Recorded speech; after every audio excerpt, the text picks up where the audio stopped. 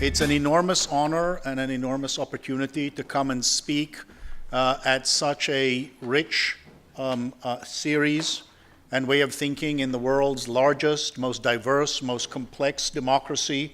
You are unique, and so much of the next decades for all of us sitting on this planet will be determined by you.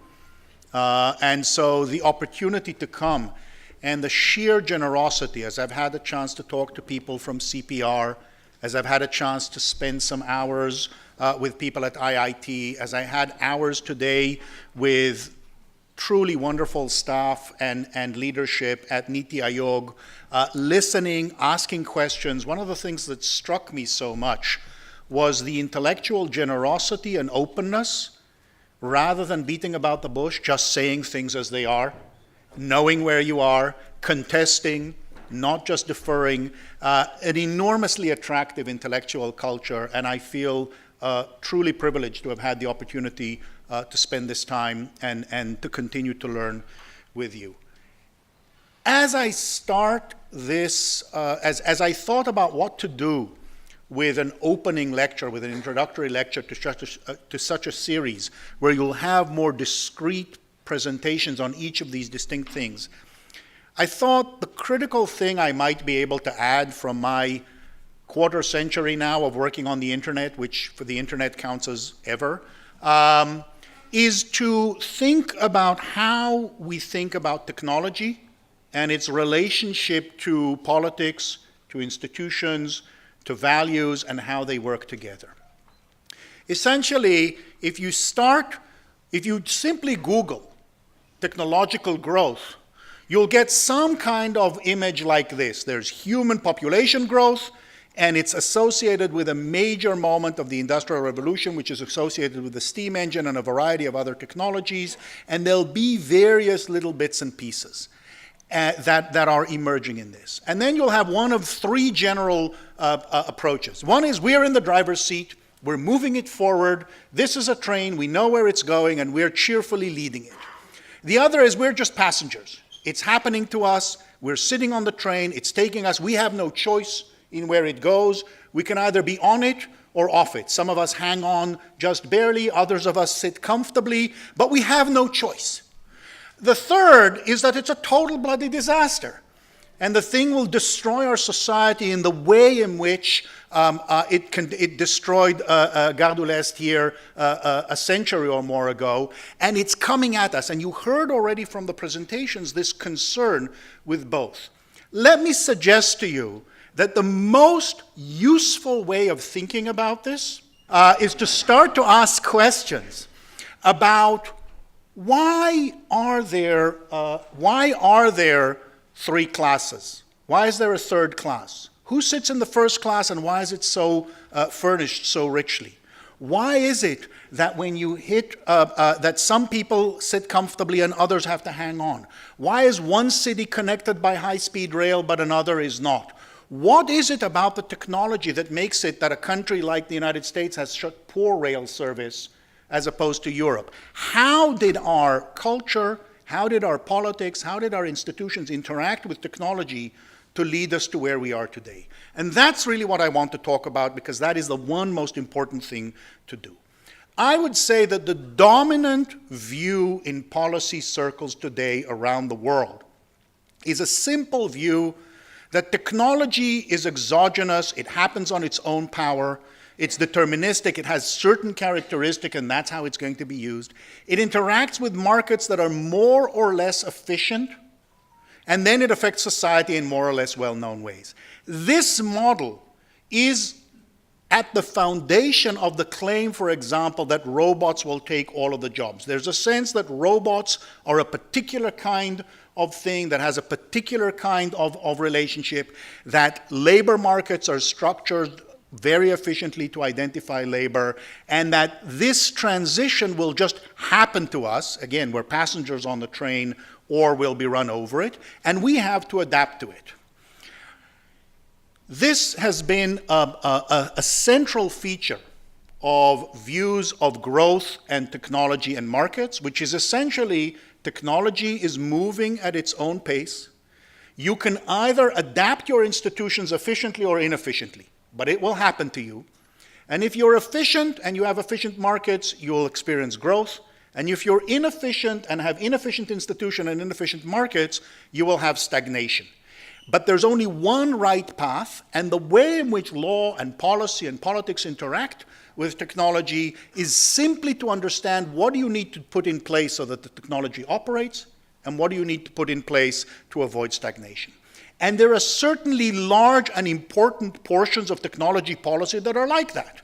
So if I worked with the European Union 6 or 7 years ago to understand why it was that they were seeing less deployment of smart grid meters in their electricity grid, it turned out that a lot of their advanced metering was happening on wired, not wireless. Whereas in the US, we had much faster deployment with wireless. When you dug down into why wireless, it turned out that the reason was 25 or 30-year-old decisions that were made without understanding where the technology was going to happen, where Europe had a very heavy emphasis on cellular licensed wireless, and the US had none. What happened was almost all of the innovation happened on a spectrum commons, and without knowing it, 10 years before even the theory was developed for why spectrum commons were particularly good for innovation, we had dedicated this amount of spectrum, this is just comparison, this amount of spectrum for just anybody without a license to try something. And that's where all of the smart grid and all of the wireless health happened, rather than in licensed wireless, where it was much harder to get going. But obviously this can happen. This doesn't always happen by mistake. Sometimes it happens by policy. When I was asked by the Federal Communications Commission to do an international study for the National Broadband Plan that came out in the first Obama administration, one of the things we found quite clearly was that American firms among OECD countries had some of the highest cost and slowest speeds and lowest adoption in other OECD countries. And when we tried to understand why, it was a set of decisions, of policy decisions that were made in 2001, 2002, that deviated from what was the consensus in the earlier decade. The basic idea was, if you want competition in telecommunications, you need to force the incumbents to open up their platform so competitors can come in and compete. And we'll see this returning when we talk about data as infrastructure later on. The idea was, in order to enter, you had to compete, you had to have high regulatory capacity to share. But we had an administration that essentially decided you could never regulate effectively because government can never know how it does. So instead you had full deregulation. What we had instead was concentrated markets where essentially we have practically no competition in the high speeds and therefore high prices and therefore difficulty. So there is some of that, and essentially politics and ideology mediate whether you have efficient or inefficient institutions, but that's still within that model of turns out one side was right, one side was wrong, and in that regard, that is the easiest thing. The reason that I emphasize this is I don't want to give the mistaken impression that I think everything is malleable, everything is up for grabs, there are no right and wrong answers. There are right and wrong answers sometimes. But the hardest and most interesting questions, and also those that involve the most values, are those where there's no clear one right answer and where there are instead really diverse outcomes. Perhaps the greatest challenge American society is facing today is the fact that from the beginning of World War II until 1980, we saw a dramatic decline in inequality and a relative stability and growth of the middle class. This is share of national income going to the top 10%. In 1980, we saw an inflection and we saw a dramatic increase in inequality that has now resulted in quite substantial political instability. How is that related to technology? The most successful economic theory for explaining the relationship between technology and inequality is called skills-biased technical change, and it follows a model that's very similar to the simple model I described to you earlier of technology affecting markets, affecting society.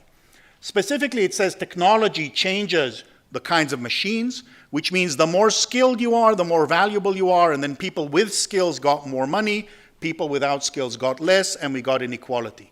Notice that what this does is it takes the politics out of inequality. It's just a fact of the technology. There's not much a society can do other than try to increase its investment in technology.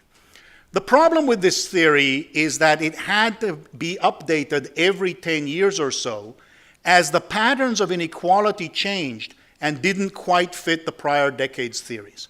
So it had to be updated in the early 2000s because the 90s looked different from the 80s. It had to be updated again in the early teens because the 2000s looked different from the 90s, looked different from the 80s. Something deep was missing from the explanation that simply said technology came, it made routine work easily automatable, it made non-routine work hard. Something else was happening. One solution was to say institutions mattered, that is to say education policy changed in the United States from before 1940 and we didn't keep up with technology. Other explanations actually said, no, politics changed. What happened was the minimum wage was allowed, because of politics, the minimum wage was allowed to decline, labor was weakened, monetary policy was changed, and essentially markets were seen as arenas of power rather than as arenas of general efficiency. That still leaves technology relatively out of the story. So for that, let's go to an old technology, even though it's a relatively new paper, the barcode. So when the barcode was introduced, it made it very easy to identify each piece of material stuff within your inventory, manage its flow, manage stocking. And what that did was it took nations of shopkeepers and transformed them into nations of retailers, very big companies, shoving aside a little bit the shopkeepers. However, even though it had that effect across many countries, there were vastly different adoption patterns in different countries. In the United States, where we had relatively weak government capacity pushing on this, we saw, and relatively weak unions, what we saw was the technology being used by major companies to squeeze employees, to squeeze suppliers, and to focus on low-cost, high-volume strategies. By contrast, where the politics in Denmark, in Germany, meant very strong land use regulation that protected from siting, very strong labor regulation, the retailers were forced to create political coalitions that forced them to accept very different kinds of relationships that were much more cooperative with the suppliers, with labor, with local government, and actually produce with the same technology, with the same efficiency, a very different social outcome. And then France and the UK were somewhere in between, again, because of different affordances. Similarly, if you look at robots and the question that Mr. Kant raised earlier about robots and displacement, this is a brand new paper from a few months ago from Germany, which identifies this really interesting phenomenon. This is the adoption of robots in German manufacturing. This is the adoption of robots in the United States. This almost 50% decline in manufacturing employment in the United States, this much smaller decline in manufacturing employment in Germany, suggesting that even though the Germans adopted robots at a higher rate and at higher degrees, they lost manufacturing jobs less. How is this possible? It's possible because of the different role of labor in governance of the firms, the fact that you had work councils, and the fact that labor was able to negotiate the deployment of robots in such a way that essentially spread the displacement over an entire generation. It's not that there was no displacement. It's not that the machines don't work. But instead of displacing the workers, they reorganized the workflow, they upskilled the workers, they they changed the compensation structure, and the people who were left to absorb, it's not that it was none, were the younger workers at the beginning of their vocational and educational training. Now, does that mean there's no problem? It doesn't mean there's no problem in the very long term. But there's a huge difference between the ability to adopt a technology within 2 to 5 years and displacing all of the risk onto the workers, where the workers are poor, as opposed to a situation where the collaborative relationship between the manufacturing firms and the workers to delay by a generation the labor effects and give time for younger workers to reemploy. So the image that I'm trying to suggest to you is one that is much more complex and full of feedbacks, where technology interacts with institutions, both formal norms and law and informal norms and cultural norms, and ideology, or the way in which we understand how the world works, to shape adoption patterns and paths of development in ways that have different effects on economy and polity. The critical output then is not stagnation versus growth. It's socially sustainable development or not. It's the question of, can we as a society with our mutual obligations to each other sustain the adoption of the technology over time in ways that avoid disruption that is too great, while at the same time allowing the adoption to happen. Karl Polanyi, describing the great transformation of early capitalism, called this the double movement of how institutions permit this to happen. So if we come back to the question of inequality, how did technology work here? This was composed of two things. The first thing that happened was that median wages became completely stagnant. So this is productivity growth and wages working completely together from the end of the war until 73, and then a dramatic transformation where median wages essentially were flat in the US. And it also, what we saw was a rise in the share of national income going to the top 1%. Notice it's not even 10%. This is the 90 to 95, this is the 95 to 99. All the activity is happening in here in the 1%, and this is overwhelmingly in the financial industry and management. So let's take a look at what technology did in the financial industry. From about 1960 or late 50s to 1980, there was enormous change in theory of finance. This is the best version of the story in favor of skills-based technical change. There was enormous change in finance, but it was technically impossible to deploy it in stock markets without a PC and a spreadsheet to actually calculate the various structures. Only with the introduction of the PC and the electronic spreadsheet, Lotus 123, in these major advanced firms, did we actually begin to see leveraged buyouts and collateralized debt obligations. And that's when, what is this curve? It's relative education and relative wage in the financial industry. So this looks like exactly the kind of skills-based technical change. We have a technological shock, PCs. It allows accumulated knowledge to be deployed in the financial industry. It means you suddenly have more educated people who are making more money. That's pretty good for this theory. On the other hand, it turns out that if instead of relative education, you look at relative regulation of the banking sector, it's a better fit in the sense that it leads the draw. So essentially what we're looking at is much more influenced by the fact that you had the neoliberal transformation under Reagan and equivalently in London, in the city, under Thatcher. That's what enabled the technology to then be deployed for these particular purposes, and that brought in the PhD graduates into finance instead of into economics. So what's wrong with it? Well, one of the things that's wrong with it is that the relative wages in finance as opposed to engineering grew dramatically, and we had a period of relatively low productivity growth as more of the talent was being deployed to create ever finer financial instruments to extract value rather than into engineering. And we had a very similar phenomenon in managerial compensation. This is the S&P 500. This is executive compensation. We have a tremendous period of growth here where the S&P 500 grows a lot, but managerial income does not. And then we have a period of dramatic convergence between CEO compensation and stock market. What happened was not technological change. What happened was a change in managerial norms. What happened was a change in superstar culture and the idea of superstar compensation. What happened was breaking of labor. What happened was the changing of politics as business organized itself into a more political lobby.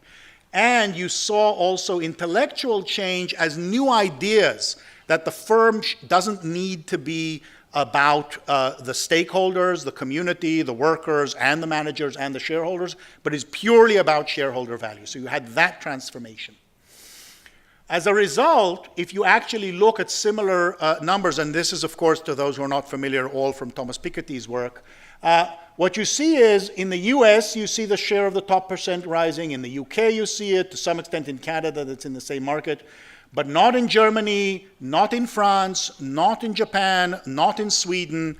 You have countries at the very same technological frontier, able to use exactly the same technologies, developing completely different social and economic practices and outcomes based on the different institutional and political adoption patterns of this technology.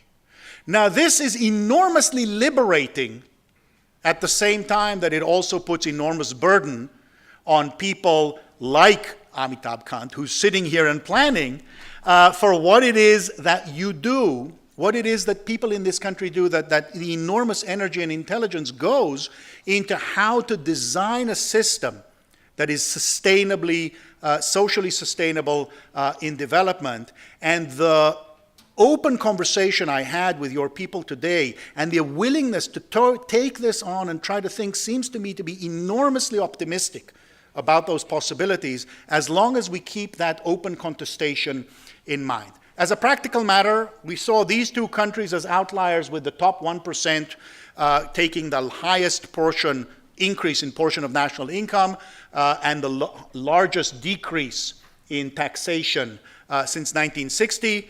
And in the US, we've also seen this translate into being the only OECD country with increasing mortality for US whites since 93, largely out of disease of despair because of economic insecurity, cirrhosis, suicide, overdoses. And unsurprisingly, we find ourselves with dramatically polarized politics, where on one hand we have victories of economic nationalists, and on the other hand we have the new popularity of old socialists as nostalgia for a different period shows up. But of course neither of these is the solution, or at least of course to me.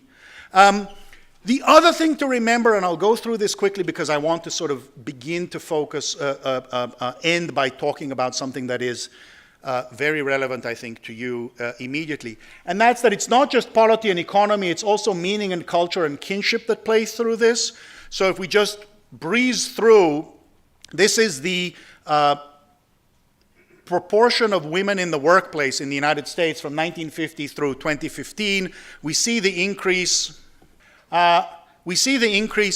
Clearly, one portion of this has to do with technologies that alleviated the burden of work at home. Primarily adoption of dishwasher, of clothes washers, of clothes dryers, and of freezers that freed up enough time in the home for women, particularly for married women, to join the workplace, as well as, of course, contraception and the introduction of the pill. And you see very clearly a connection between the adoption rate of these technologies and the growth rate of women in the workplace. There's some very good econometric work trying to quantify this. There's some work from Brazil and from Mexico showing the close correlation of appliances to women's participation in the workforce. But of course, it would be ludicrous to imagine that it's all about the technology as opposed to the victories of the women's movement in actually adding both legal and cultural changes to barriers to entry into the market and to constraint on women from the perspective of the home. So again, we come back not only in economy and polity, but the structure of reproduction itself being a product of this combination of institutional change and technological change that fundamentally shapes the shape of society. So we talked about robots, and I was going to talk to you more generally about AI and machine learning and platforms, and we can come back to this. But what I really wanted to then do is, straight from today's paper, this morning's paper, as it came to my doorstep, I decided that I would beg your forgiveness. And as a guest, rather than as someone pontificating about faraway places or somebody who claims to know, let me try to put together a set of questions on this question that is so politically live here today and raises all of these questions of machine learning and AI, of data governance and privacy, and to try to work through what I've been trying to communicate to you on this set of questions. So the first thing, that if I'm right in my story about things I do know about, as opposed to your things that I don't know about, there is no question of adopt or be left behind. It's probably not about being left behind, but critically the question is adopt how. One of the things as I was sitting and listening to this project, let me put it this way. There is no place in the world that has anything remotely like what you're building now. There are no models that you can look at and say that worked well. You have to invent it, and we have to look at you. So that's the fact of the matter. It's enormous responsibility, but also enormous freedom, and enormously important for you to be engaged in this politically and intellectually to try to get it right. Is it clearly good or bad? Well, it depends on the institutional background in politics. If you take nothing away from today's talk, it's that one fact. Is it good or bad? It depends on how we do it. How will we do it? We will do it how the politics leads us to do it, how the alliances lead us to do it. Some of it will require that we just understand as experts, just like the wireless question with Europe, we just understand as experts what is the best thing to do. But more often than not, based on the experience of the last 40 years, it will be about politics, it will be about power, it will be about who is able to challenge mistakes, identify them, and the kind of political coalitions that go together. Implementation is going to be the critical question, because the gap from the plan to the reality exists in implementation and how it will play out. An enormous expert focus, but also political energy needs to go into that. So what are some of the things that I've heard and read in the last few days about concerns? A major concern is centralization, both from the security perspective and from the power perspective. So if you look at the concern of single point of failure, that is to say, because there is one place that holds all of the identities, it becomes the potential target for attack, and if it fails, we get everything. Now that I have your 12 number ID, I know everything about you. And also the concern, not today, not tomorrow, but we cannot ignore the fact that democracy is in some sense in crisis across the world. Backslipping towards authoritarian models we're seeing across the world in ways that would have been unimaginable 20 years ago. All of us have a duty to design our systems to be resistant to political abuse and authoritarian use. And obviously, when you have a technology that tags every person in everything they do, that's a concern. It can't not be a concern. Even if it's not a concern today or tomorrow, this is a system that will be here in 10 and 15. And anyone who tells me that they're confident, trust me, after the last election in our place, anyone who tells me that they're confident that there are no threats, let's have a conversation later. On the other hand, for the critics, here's my question. What's the alternative? Where is current technical capacity? Do you want it distributed to the states? I don't know. Can you have the technical capacity to do it better at the state level or at the local level? We certainly wouldn't in the United States. I don't know about you.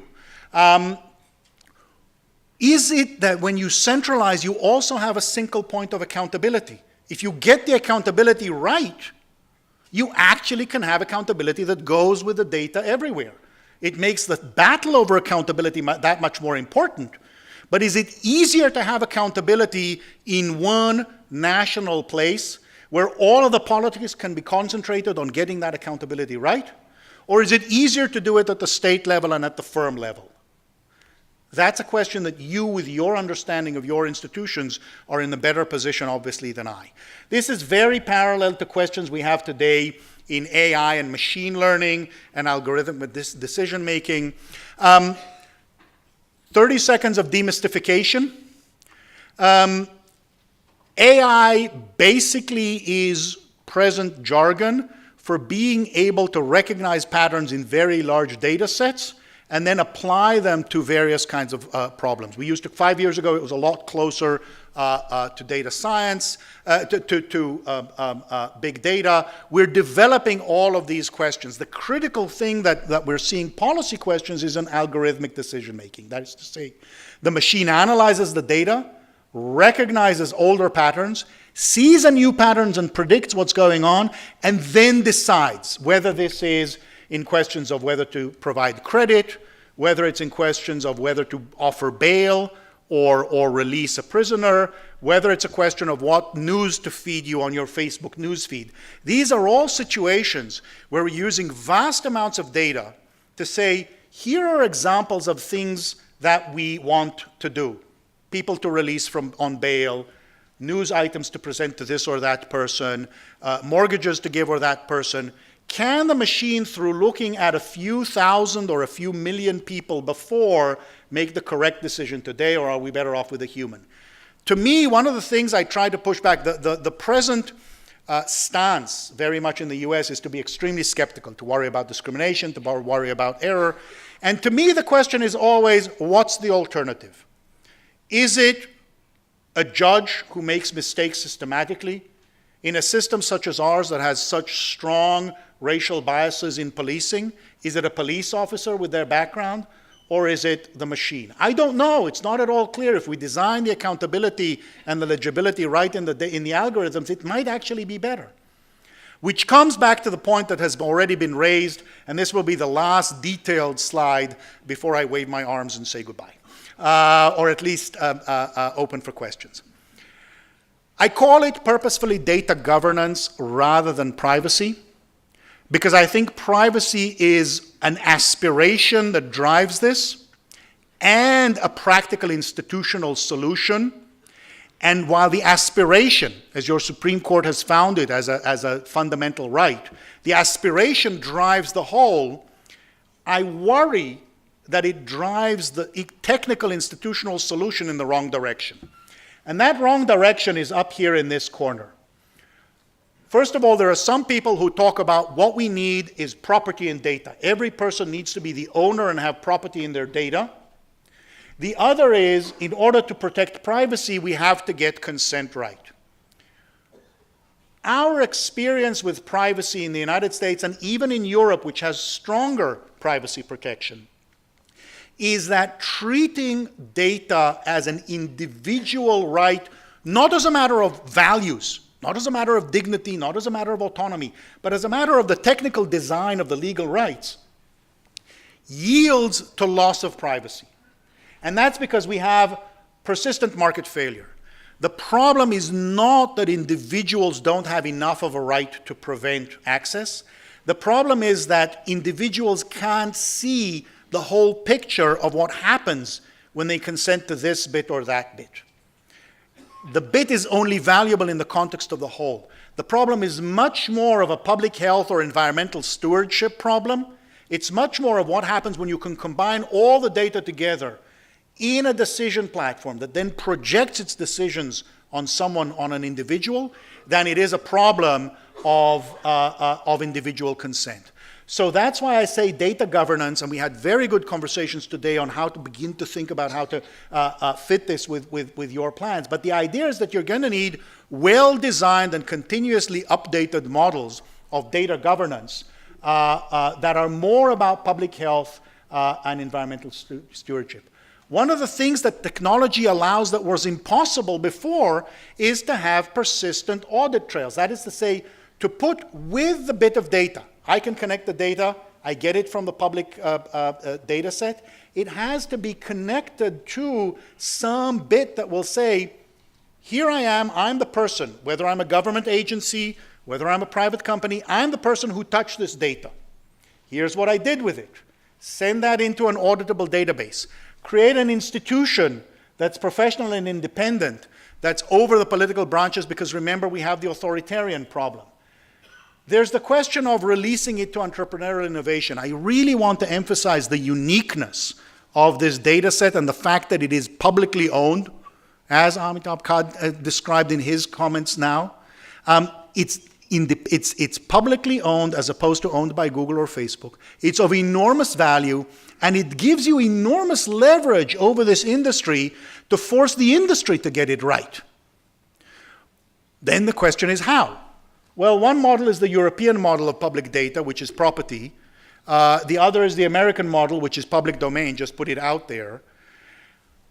15 years ago, I was a big fan of the public domain model over the property model because it allowed for much richer and more rapid use by many more players, and property really restrained. So you saw data from the US being much more useful for weather data, for agricultural purposes, et cetera, because people were able to build on public domain data, whereas in Europe you had real constraints. The problem is that now that we're sitting 15 years later and we're seeing the enormous market power of a Google or a Facebook that was built on that public domain in knowledge, the question becomes, how do we construct a more sophisticated institutional framework? How do we learn from the literature on the commons on how we can actually provide access to this data, but under conditions of reciprocity, under conditions of use, so that you can actually, with this enormously valuable resource that you're making available to these companies, impose use rules, impose reciprocity rules that gets these companies to deliver their data back into the commons so that new startups can come and use that too. And you try to create a situation where you don't have quite such high entry barriers as you would today, because data is the core infrastructure for machine learning, for AI. Yes, you need the algorithms, but fundamentally what you need is large amounts of data.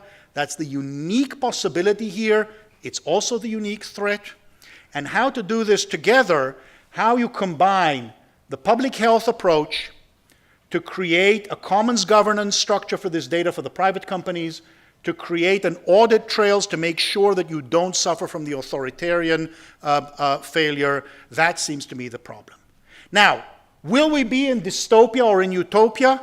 I don't know. I suggest we probably won't be in either one.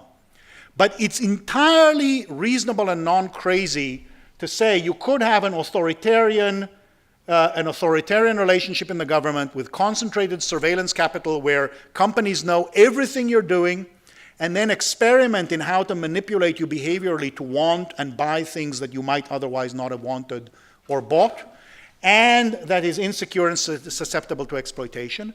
And you could be at a situation where you have a more accountable and effective public sector, you have more competitive and innovative enterprise and accountable commercial sector, you have more engaged and effective civil society because they have access to the data to do their kind of analysis and social sector enterprise, and you have a creative peer production and network of peers model. I don't believe that either of these, dystopia or utopia, will be fully realized unless you're extremely lucky. Because between knowing where you want to go and getting there, there's still a very large and complex data. But understanding where the dystopia might be, and understanding what the ambition of the utopia might be and what the components are seems to me to be really valuable. And most important from my perspective is to understand that it's not just happening to us. There's enormous room for action. Uncertainty, change, and complexity all entail fallibility. There will be no state solution that will be perfect. The moment of high modernism where we believe that a perfectly expert agency can come up with the perfect solution and implement it perfectly is gone. It's nothing but nostalgia, and it wasn't probably as nice when it was in play.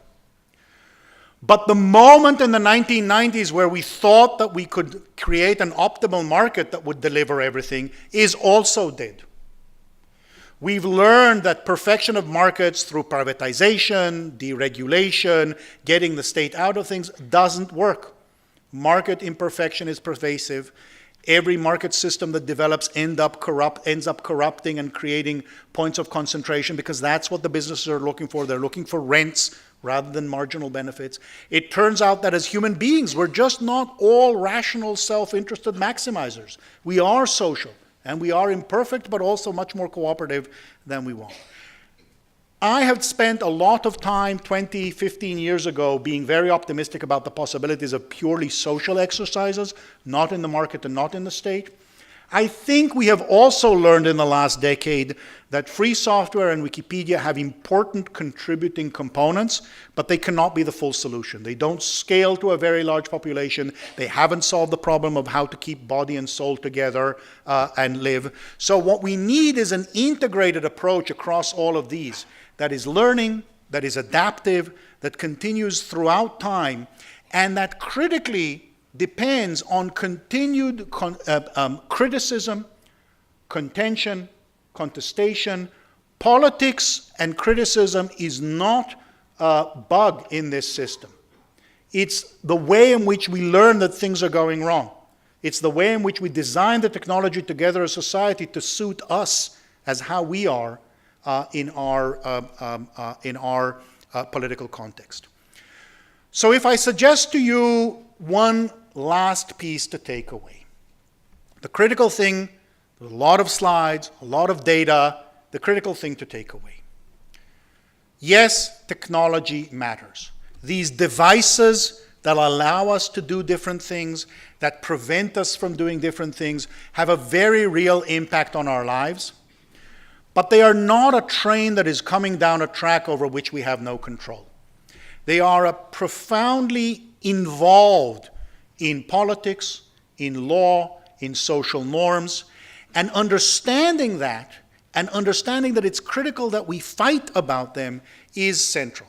That gives enormous hope and enormous opportunity to get things right, but only if we as a society are engaged politically, as experts, as people in society, to say there is no such thing as the market will do it, there is no such thing as technology demands it. It's us making it together as a political community.